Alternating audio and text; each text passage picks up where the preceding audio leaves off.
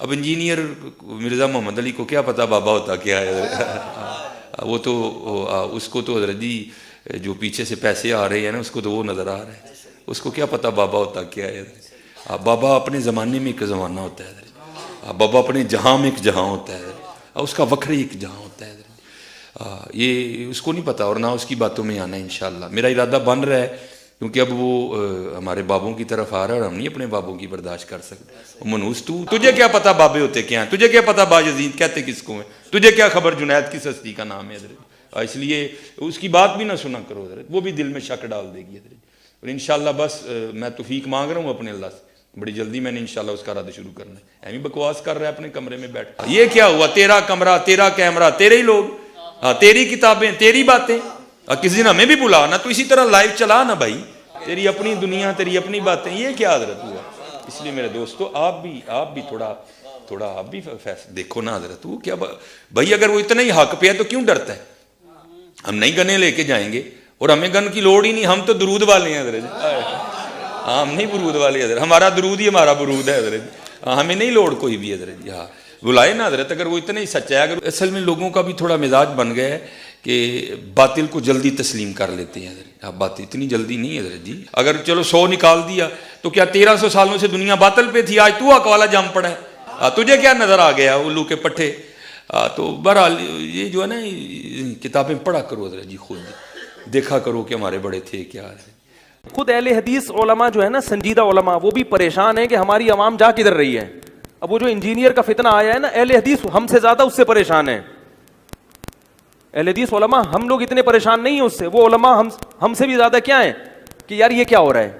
یاد رکھو علی مرزا کے پیچھے جتنے گئے ان میں کوئی بریلوی نہیں تھا، دیوبندی نہیں تھا۔ ہاں سمجھ جاؤ کون تھا، مجھے بولتے ہوئے بھی درد ہوتا ہے، اس واسطے نہیں بولتا ہوں میں نام۔ ہمارے گئے ہیں، میں پونا میں تھا گزشتہ 2 ہفتے پہلے، وہاں کے طلباء تو مجھے کہے ریکویسٹ کرنے لگے کہ مولوی صاحب آپ کچھ تو کیجئے، یہ ایسا لا کے رکھتا ہے، کتنے بچے ہمارے آنکھوں کے سامنے چلے گئے، آپ اس پر کوئی نہ کوئی کلپ نکالیے، اس کے اوپر جو مدلل جواب ہو علی مرزا پر۔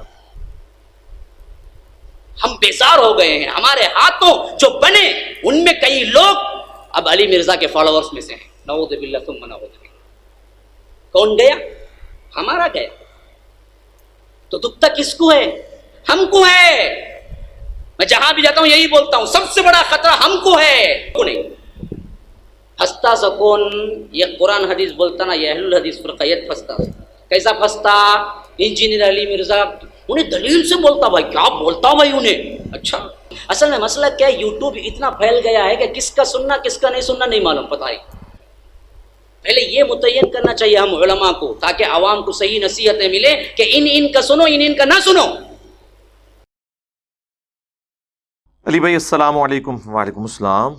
کچھ عرصہ سے میں نوٹ کر رہا ہوں کہ فرقوں کے بزرگ بابوں سے متعلق آپ کی زبان سخت ہوتی جا رہی ہے، الحمدللہ۔ یہ میں نے کہا الحمدللہ، انہوں نے لکھا ہے۔ خصوصاً آج کل آپ کا یہ نعرہ آپ کے اسٹوڈنٹ بڑے فخر سے لگا رہے ہیں کہ بابت شاہی کوئی نہیں۔ کیا یہ جملے آپ کی طرف سے ادا ہونا تکبر کی علامت نہیں ہے؟ نعوذ باللہ۔ یہ میں کہہ رہا ہوں کہ آپ اپنے آپ کو بزرگ بابوں سے بہتر سمجھنے لگے ہیں جن کی اسلام کے لیے اتنی خدمات ہیں۔ نعوذ باللہ جی، اچھا ہو گیا یہ پوچھ لیے سوال کسی نے، میں استغفر اللہ واتوب الیہ اس وجہ سے یہ بات نہیں کہہ رہا ہوتا۔ اور مجھے بتائیں کبھی میں نے ایبسولوٹلی یہ بولا ہے کہ بابت شاہی کوئی نہیں سوائے ابھی کے؟ وہ سوال ہوا ہے۔ دیکھیں کوئی بات شروع ہوتی ہے نا، اس کے اینڈ پہ آتا ہے نا فَبِأَيِّ آلَاءِ رَبِّكُمَا تُكَذِّبَانِ، 31 دفعہ تو قرآن میں بھی آیا نا، جنت کی آیات کے بعد بھی آیا۔ ویسے تو ہمارے علماء نے ترجمہ ہی غلط کیا، تم اپنے رب کی کون کون سی نعمتوں کو جھٹلاؤ گے، یہ ترجمہ غلط ہے۔ آلا کہتے ہیں نشانی کو، وہ جنت بھی ہو سکتی ہے، جہنم بھی ہو سکتی ہے، اور فزیکل فینومینا آف نیچر بھی ہو سکتے ہیں۔ مولانا مودودی رحمہ اللہ نے ہر آیت کا اس کے کانٹیکسٹ کے اعتبار سے ترجمہ کیا ہے۔ انہوں نے یہ ترجمہ نہیں کیا تم اپنے رب کی کون کون سی نعمتوں کو جھٹلاؤ گے، ورنہ تو جہنم جو ہے وہ کیا نعمت ہے، وہ تو اللہ تعالیٰ کی طرف سے غضب ہے۔ تو اسی طریقے سے میں کوئی آیت بیان کرتا ہوں، کوئی حدیث بیان کرتا ہوں، اس کے اینڈ پہ کنکلوڈ کرتے ہوئے، آپ کے دماغ میں ڈرل کرتے ہوئے، کمپیریزن کرواتے ہوئے ایک جملہ بولتا ہوں کہ جب قرآن و سنت یہ کہہ رہا ہے، قرآن و سنت کی روشنی میں نبی صلی اللہ علیہ وآلہ وسلم کا سٹیٹس یہ ہے، صحابہ کرام کا سٹیٹس یہ ہے، اور آپ اپنے بزرگ بابوں کے بارے میں ان سے اونچا سٹیٹس کلیم کر رہے ہیں، اس کو میں کمپیریزن کرواتے ہوئے اینڈ پہ کہتا ہوں کہ اگر اللہ کے محبوب صلی اللہ علیہ وآلہ وسلم، صحابہ کرام علیہم رضوان وہ اس لیول پہ ہیں، تو بابوں کا جو لیول آپ نے کلیم کیا ہے وہ تو ان کے مقابلے میں شاہی کوئی نہیں ہے۔ تو اب آپ اس کو جوڑ کے دیکھیں۔ اب کوئی اعتراض کر سکتا ہے کہ جی آپ یہ جملہ نہ بولیں، لوگوں کو دکھ ہوگا۔ لوگوں کو تو کسی چیز سے بھی دکھ ہو سکتا ہے۔ ایک عیسائی کو آپ اگر کہہ دیں کہ سورۃ المائدہ کی آیت نمبر 17 ہے، لقد کفر الذین قالوا ان اللہ هو المسیح ابن مریم، بے شک وہ لوگ کفر کر رہے ہیں جو کہہ رہے ہیں کہ عیسیٰ ابن مریم ہی اللہ ہے، اور ساتھ کتنے سخت الفاظ ہیں۔ وہ تو عیسائی تو کہے گا نا کہ جی میں تو اسے حضرت عیسیٰ کی توہین شمار کروں گا۔ اللہ تعالیٰ فرماتا ہے قل، اس کے جواب میں ان سے فرماؤ، فَمَن يَمْلِكُ مِنَ اللَّهِ شَيْئًا، اللہ کا کوئی کیا بگاڑ سکتا ہے، اللہ کے مقابلے پہ کون اتنی طاقت رکھتا ہے؟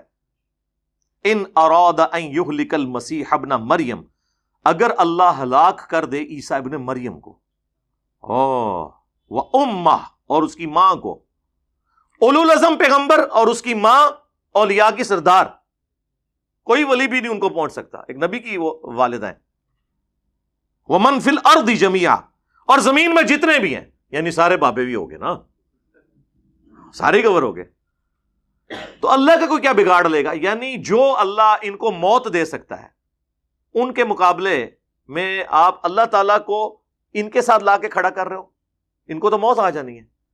اب کوئی عیسائی سنے گا وہ تو کہے گا یار اس میں تو حضرت عیسیٰ کی تنقیص ہو رہی ہے، یہ تو بڑی بدتمیزی سے گفتگو ہو رہی ہے، تو یہ گفتگو کون کر رہا ہے؟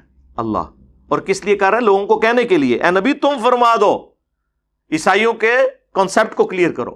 وہی مولانا اسحاق صاحب والی بات ہے کہ جب توحید بیان ہوگی تو آپ کے زوم میں آٹومیٹکلی انبیاء کی توہین ہو جائے گی۔ عاشق عیسیٰ جو ہے وہ تو برگشتہ ہو جائے گا نا، کیونکہ عاشق عیسیٰ جو ہے وہ عیسیٰ ابن مریم کو اللہ کا بیٹا یا اللہ کلیم کرتا ہے، کیتھولک اور پروٹیسٹنٹ۔ تو جب کوئی عاشق محمد صلی اللہ علیہ وآلہ وسلم کسی عاشق عیسیٰ کو سمجھائے گا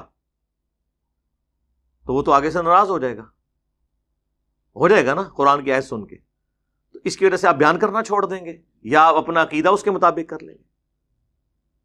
اور یہ عشق کے بھی نام پہ جو مرضی انہوں نے کیا ہوا ہے، تو میں ان کو پھر پھکی دیتا ہوں کہ یار یہ اکثر وہ بلکہ وہ کر بھی رہے ہوتے ہیں بعض اوقات ان کے مبلغین کہ یار دیکھو تم سے تو عیسائی بہتر ہیں، وہ تو اپنے نبی کے بارے میں یہ نہیں کہتے ہیں کہ نبی علیہ السلام ہمارے جو پیغمبر تھے ان کو غیب کا علم نہیں تھا۔ مسلمان بھی نہیں کہتے، مسلمان صرف یہ کہتے ہیں آپ کو خدا کے لیے خود نہیں غیب جانتے تھے، اللہ کے بتانے پہ ہوتا تھا، اور جب بتاتا تھا جتنا بتاتا تھا، ما کان و ما یکون، یعنی جو کچھ ہو چکا اور جو کچھ ہونے والا ہے، جو اعلیٰ حضرت نے ترجمہ کر دیا سورۃ الرحمن کے سٹارٹ میں، یہ نہیں تھا، تو اس کو آپ توہین کو شمار کرتے ہیں۔ تو پھر میں ان کو یہ پھکی دیتا ہوں کہ پھر اس کا مطلب ہے کہ عیسائی تو عشق رسول میں تم سے بھی آگے نکل گئے، انہوں نے کم از کم خدا تو بنایا ہے نا، یا خدا کا بیٹا تو بنایا ہے، تم بھی بناؤ۔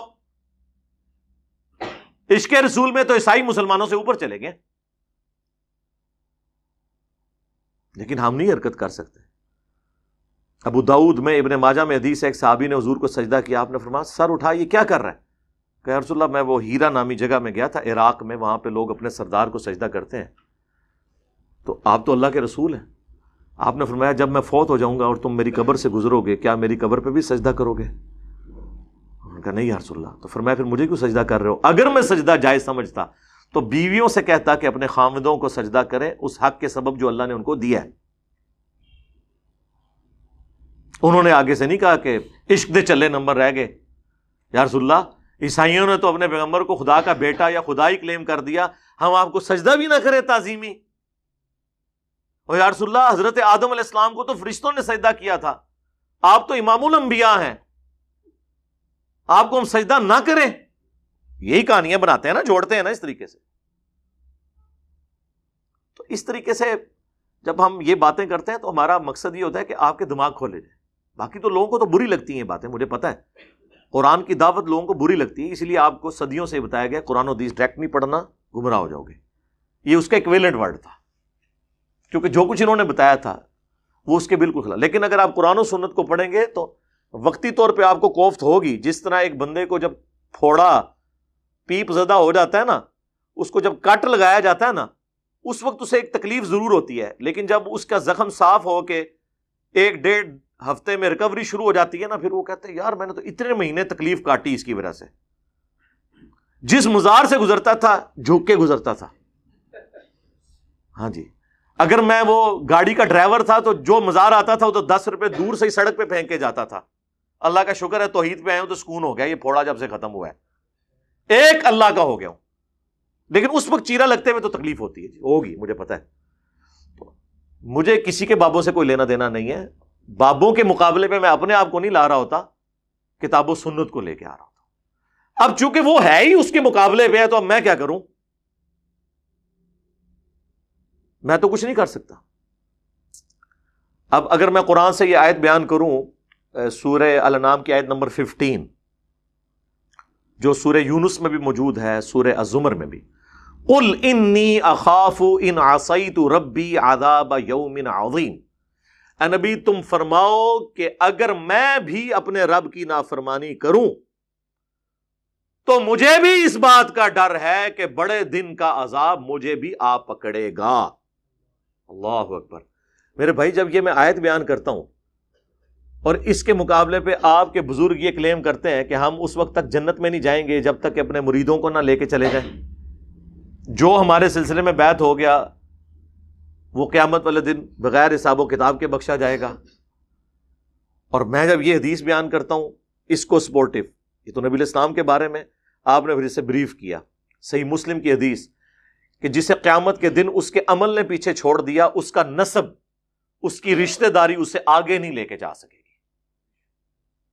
اور بخاری اور مسلم کی متفق علیہ حدیث, اے میری بیٹی فاطمہ اس بات پہ مت اکڑنا کہ تم اللہ کے نبی کی بیٹی ہو, اگر اللہ نے تمہیں پکڑ لیا تو میں اللہ کے حضور تمہارے کچھ کام نہیں آؤں گا.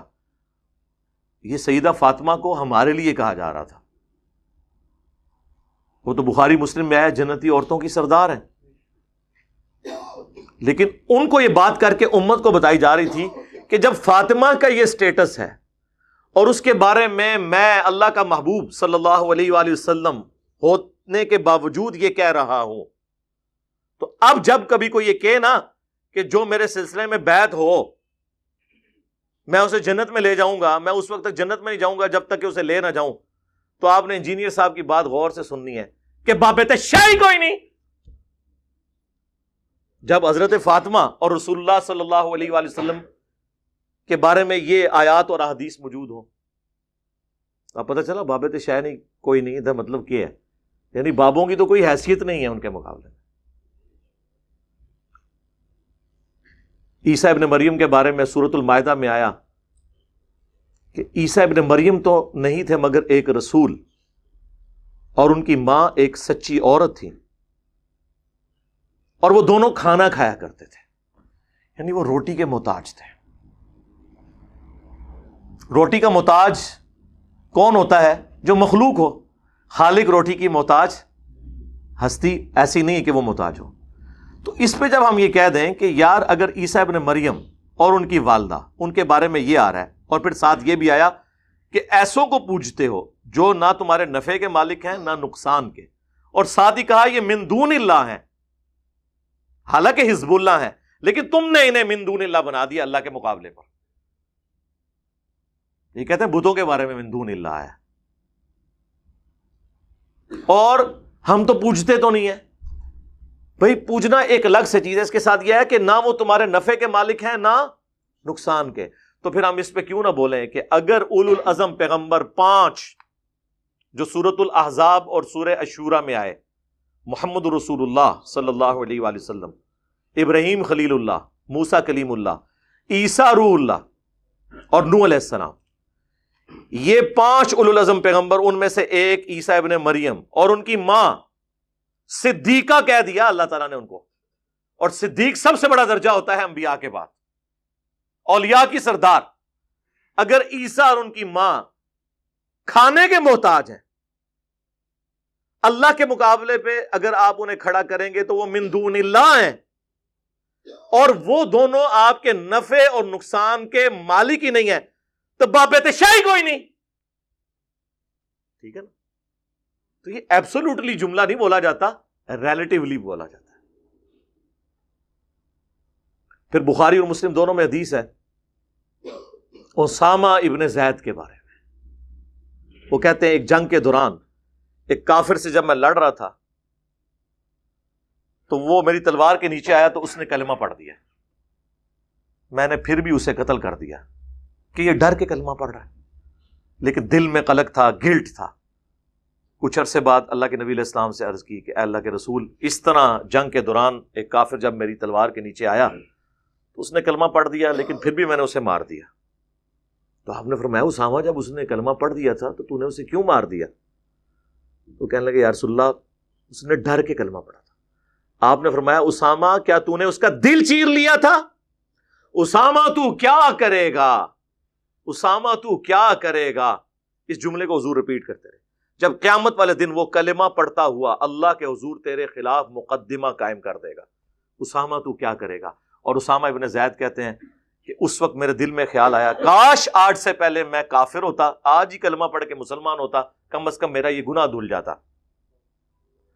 اسامہ ابن زید نے جو اجتہاد کیا وہ بالکل درست تھا، ہم بھی یہی کرتے ہیں کہ ڈر کے پڑھا، لیکن ظاہر میں غلطی کے چانس تو ہیں، ہو سکتا ہے ڈر کے نہ پڑھا ہو۔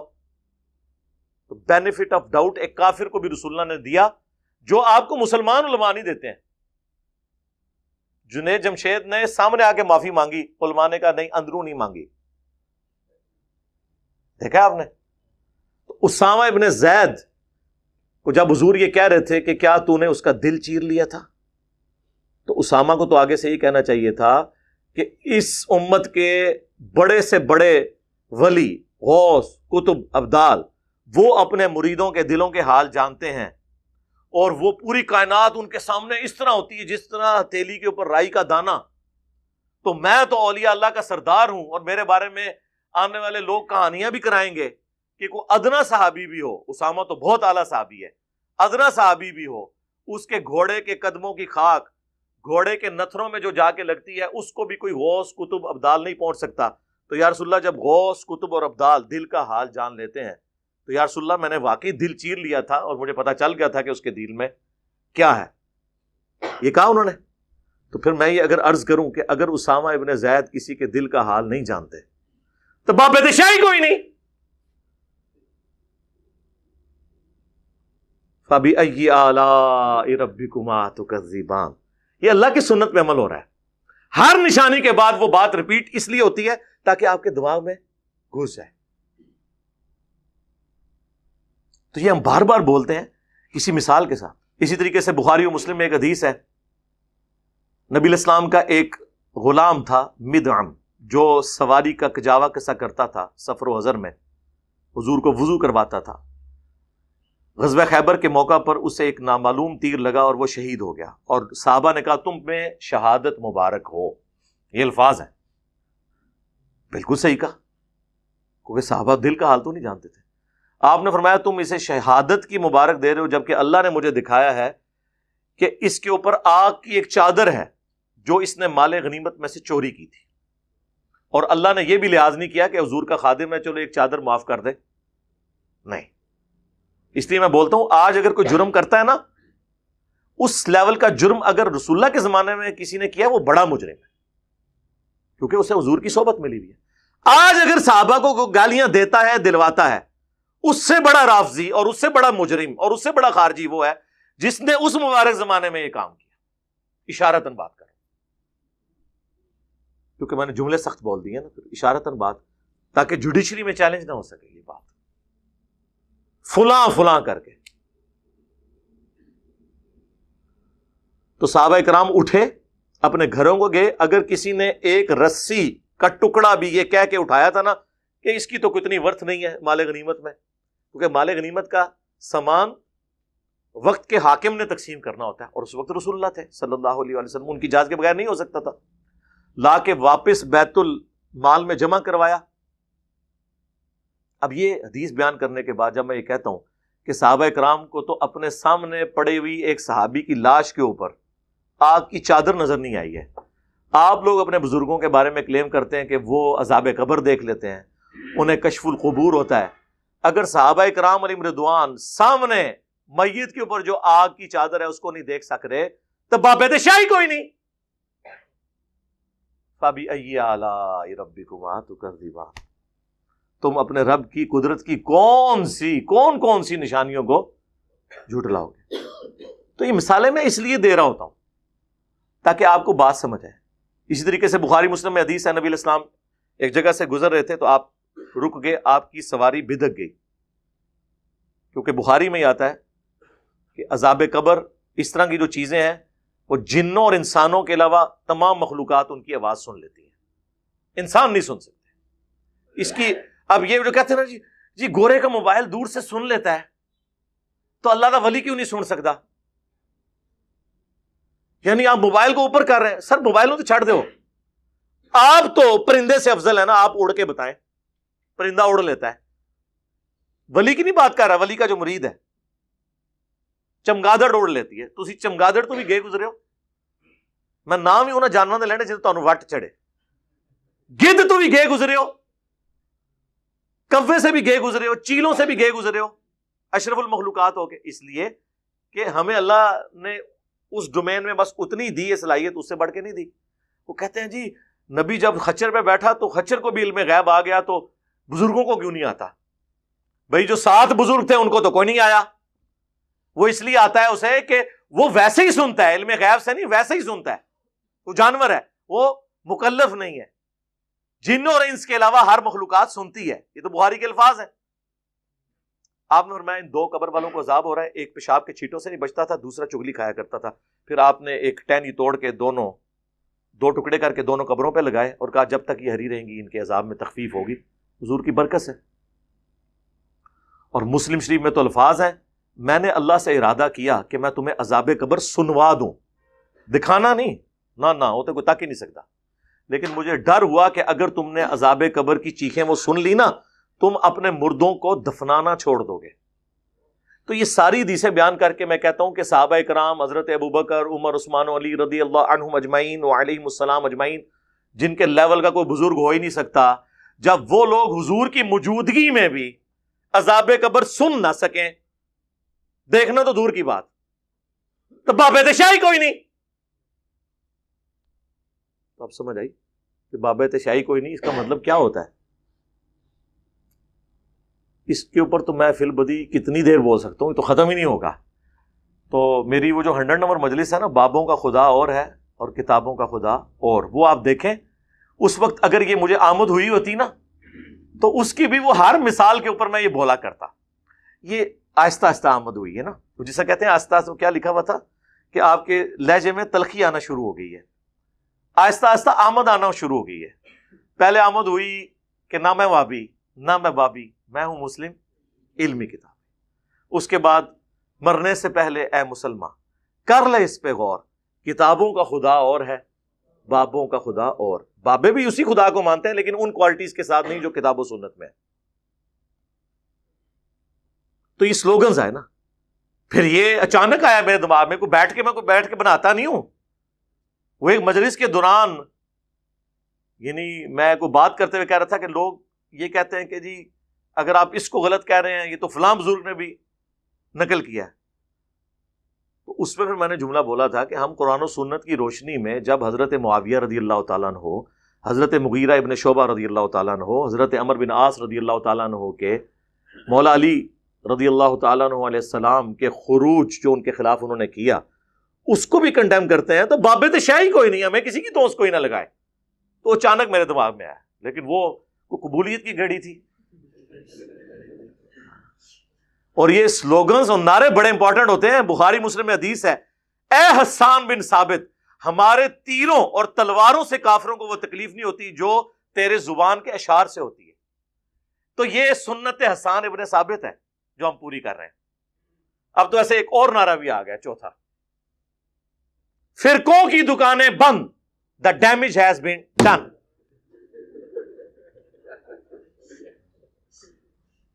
پتہ نہیں اور کیڑے کیڑے آون گے. بال یہ میں نے کلیئر کیا. باقی یہ جو لکھا نا اس میں کہ جی بزرگوں کی اتنی خدمات ہے, میرے بھائی بخاری اور مسلم دونوں میں حدیث ہے کہ اللہ چاہے تو فاسق سے بھی دین کا کام لے سکتا ہے. اور وہ پوری حدیث یہ تھی کہ ایک شخص نے کتنے کافر مارے اور حضور نے فرمایا یہ جہنمی ہے. صحابہ کہتے ہیں قریب ہے کہ ہمارے دل میں وسوسہ آتا کہ حضور کی بات کہیں جھوٹی نہ ہو. تو میں اس کے پیچھے ہو گیا. اینڈ پہ میں نے دیکھا جب وہ زخموں کی تاب نہ لا سکا تو اس نے زمین میں تلوار یوں کھڑی کر کے اپنے آپ کو اس پہ گرا کر خودکشی کر لی. تو انہوں نے کہا صدق رسول اللہ نے سچ کہا تھا. تو آپ نے فرمایا بلال اٹھو اور اعلان کر دو کہ آخرت کا دار و مدار خاتمے کے اوپر ہے, اور بعض اوقات اللہ کسی فاسق سے بھی دین کا کام لے لیتا ہے. یعنی وہ جو جنگ میں مسلمانوں کو اس نے سپورٹ کیا تو وہ فسق کے طور پہ تھا. اور یہ حدیث کا آخری حصہ یہ ایک دوسرے کے بزرگوں کے بارے میں کوٹ کرتے ہیں. آپ بریلویوں سے کہنا کہ دیوبندیوں نے اتنی عربی کتابوں کے اردو میں ترجمے کیے ہیں تو پھر اللہ ہی ان سے کام لے رہا ہے. وہ کہتے ہیں اللہ تو فاسق سے بھی دین کا کام لے سکتا ہے. اور دیوبندیوں سے آپ کہیں گے جی اعلیٰ حضرت نے یہ خدمات کی ہیں فقہ حنفی کے فتاوی رضویہ میں اتنے انسالوڈ ایشوز کو ریزالو کیا. وہ کہتے ہیں اللہ تعالیٰ فاسق سے بھی دین کا کام لے سکتا ہے. تو ہم کہتے ہیں دونوں ہی ٹھیک کہہ رہے ہو. تو پھر ہمیں دھونس کس چیز کی؟ فاسق یا کافر سے بھی کام لے سکتا ہے. یہ جو پرنٹنگ پریس جس پہ یہ قرآن اور یہ بخاری مسلم پرنٹ ہوئے ہیں یہ کس رحمہ اللہ تعالی نے بنایا تھا؟ کس رحمت اللہ علیہ نے یہ گھڑی بنائی تھی جس کو دیکھ کے آپ مسجد میں اپنی ٹائمنگ سیٹ کرتے ہیں؟ کچھ بھی نہیں. یہ صرف ٹرینیں روک سکتے ہیں, ٹرین بنا نہیں سکتے. بنا نہیں سکتے, روک سکتے ہیں. کس رحمت اللہ علیہ نے زمین سے تیل جو ہے وہ دریافت کیا تھا؟ تو یہ باتیں کرنا چھوڑ دیں. خدمات سب کی ہیں, وہ اللہ تعالیٰ کسی سے بھی کام لے. ورنہ تو گورے کے پرنٹنگ پریس سب سے بڑا یہ کنٹریبیوشن ہے. ورنہ حضور کے زمانے میں تو چند لوگوں کے پاس مصحف ہوتے تھے, زبانی وہ قرآن یاد رکھتے تھے. تو پھر گورے کو پھر آپ کریڈٹ دیں, کہیں گے نہیں اس کی وجہ سے اس کے عقیدے تو صحیح نہیں ہو جائیں گے.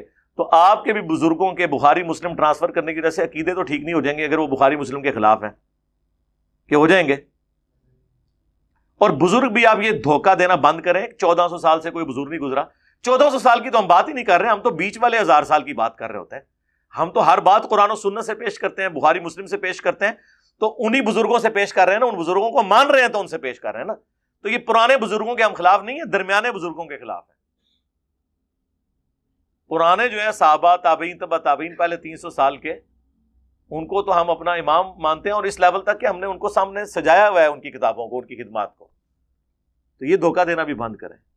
صرف لوگوں کو جو ہے وہ ایک ایکسپلائٹ کرنے کے لیے, ان کے جذبات کو ابھارنے کے لیے اس طرح کے جملے بول دیتے ہیں کہ بزرگوں کو نہیں مانتا, ان کی توہین کرتا ہے. چلے ہم پھکی دیتے ہیں, پرانوں کو تو چھوڑ دیں.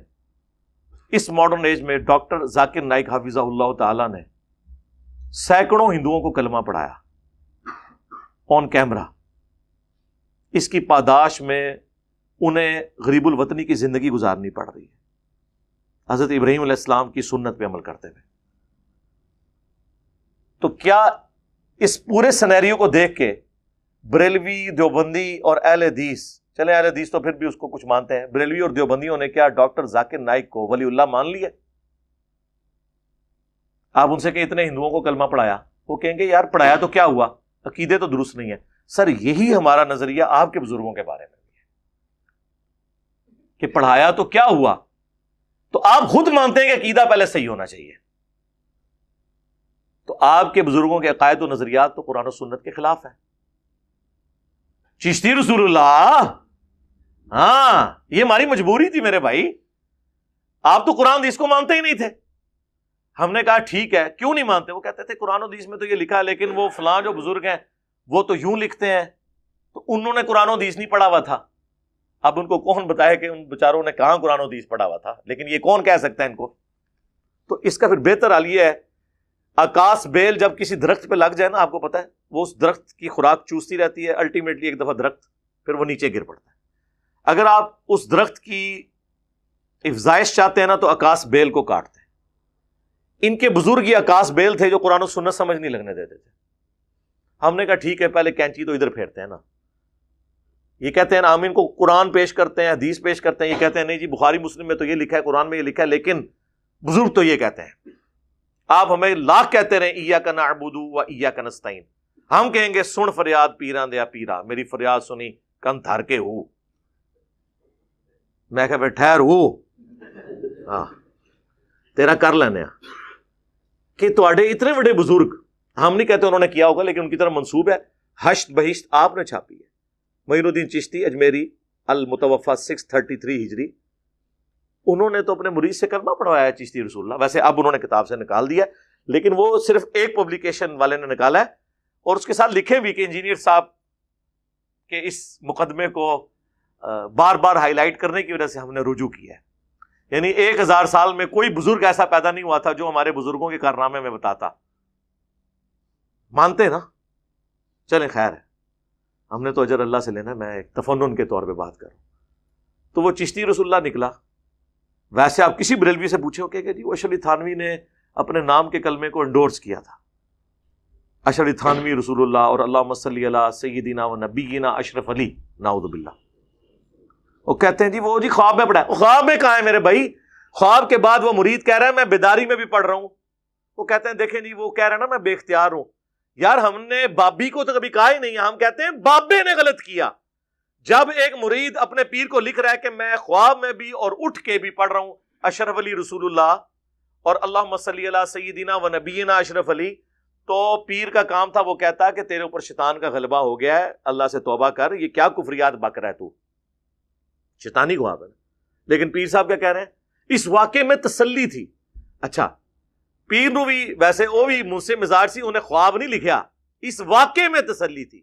اسے بھی پتا تھا خواب میں بھی پڑھ رہا ہے بیداری میں بھی، کہ جس کی طرف تم رجوع لاتے ہو، یعنی اشرف علی تھانوی صاحب نے اپنے بات، وہ بعون ہی تعالی متبع سنت ہے، اللہ کی مدد سے وہ چونکہ سنت کے اوپر ہے لہٰذا اس لیے تم نے اس کے نام کا کلمہ پڑھا ہے. ہم بابی کو تو کچھ کہہ نہیں رہے، بابے کو کہہ رہے ہیں. اب کون مانے؟ کہتے ہیں بزرگوں کی خدمات ہے. جی یہ خدمات ہے، اس پہ تو میں یعنی کتنا رونا رہوں، اس کا تو کوئی اینڈ نہیں ہے. تو یہ جو بات شروع ہوئی تھی اس سے کہ وہ جو سوال میں تھا کہ بابت شاہی کوئی نہیں، یعنی بابوں کی کوئی حیثیت نہیں ہے، تو یہ میرے مقابلے پہ نہیں ہے، قرآن و سنت کے مقابلے. تو آپ بھی تو کہہ رہے ہوتے ہیں کہ بڑے سے بڑا غوث کتب ابدال، وہ ایک صحابی کے گھوڑے کے قدموں کی خاک جو اس کی ناک میں بیٹھے اس کے برابر نہیں ہے. تو آپ بھی تو کہہ رہے ہیں نا بابت شاہی کوئی نہیں.